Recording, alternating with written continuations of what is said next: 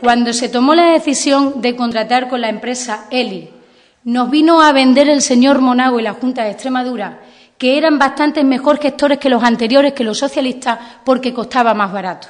Y debe saber el señor Monago, como así se ha constatado con este verdadero fracaso de Elis, que algunas veces lo más barato, cuando uno solamente se ha fijado en el número, en lo cuantitativo, sale caro, porque no estuvo el señor Monago ni los responsables de la Junta de Extremadura en lo cualitativo, que también es muy importante para cerrar un acuerdo. Y lo cualitativo era la seguridad de los ciudadanos, y lo cualitativo era la solvencia de la empresa, y lo cualitativo era la flota de aviones. Y no estuvieron en nada de eso, porque estuvieron muy contentos en aquellos momentos para decirle a los ciudadanos de Extremadura qué buenos somos, que hemos hecho un contrato más barato que el de los socialistas. Y al final lo barato nos ha salido caro y en estos momentos el aeropuerto de Badajoz está absolutamente paralizado y con 1 millón de euros, 800.000, que van a perder todos los ciudadanos de Extremadura en un momento donde no deberíamos perder absolutamente ni un céntimo porque nos hace falta para muchas cosas. Eso es lo que pensamos los socialistas de toda esta broma pesada que está ocurriendo y que ha ocurrido con la compañía Elis y con la Junta de Extremadura, que son quienes deciden